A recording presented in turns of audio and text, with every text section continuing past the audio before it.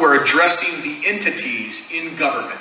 So you've got the state of Florida, the state of Georgia, the county of Tacoma, or whatever. You've got these entities. Every single one of these entities is in pursuance to the Constitution, which means you can't have Rogers County that isn't under the authority of the Constitution. Does that make sense? Because if the Constitution is the supreme law of the land, any form of government has to be in pursuance of that Constitution, or else it's unconstitutional, which means it is unlawful. You cannot have unlawful government, because we are rule of law, not rule of man. Because we are rule of law, which is a Christian tradition, which says, it is written, show me the scriptures, you have to be lawful. If you are not lawful government, you are unlawful government. Unlawful government can't exist. So if you are in pursuance of the Constitution, you must be lawful government. What I'm claiming here is that the county has a charter with the state in pursuance to the Constitution and is in contract with the people. Remember, an individual's power to contract is unlimited. That's a maxim of law. So your power to contract is unlimited. And one contract that you have already made is that the government will obey what it swears to.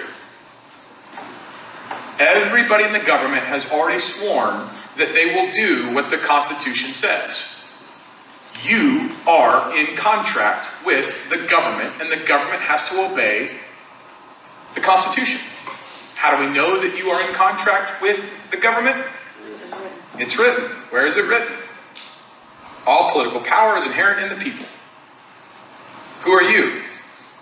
Well, according to this affidavit, I'm one of the people. You got to do stuff that helps me, man. You can't do stuff that hurts me. And you're part of a trust. You're part of a trust indenture. You're part of a public trust that guarantees that you will do things that help me. And part of that is I get to, by right, tell you that you're hurting me. And I have the power to have you change what you're doing so you stop hurting me. You are currently hurting me by depriving me the right to a Republican form of government, because you have machines counting ballots, which prevents my expressed will being observed by someone performing a duty sworn to the Constitution. You can't do that. Moreover, the chartered county can't do that. The county can't do that. The county election official, the state official, the governor, the Supreme Court justice, whoever it is, whatever entity that they're with, can't do that. This is setting something up for what's called a writ of quo warranto. If someone does something that violates the Constitution or violates your right, then a writ of quo warranto is basically asking what right, what power are they doing this with? What power are you using to do this? And by acknowledging that every entity is underneath the Constitution because it's lawful, then any entity that is unlawful can't exist under the Constitution.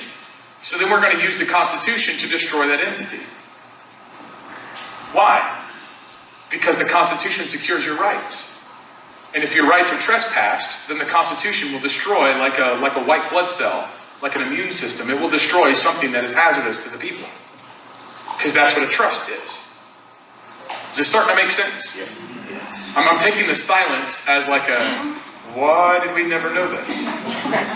How have we never been told this? Well, now you know why you've never been told this. Because this means you're the boss. And look at you, you bunch of dirty, mangy, normal, common-looking people.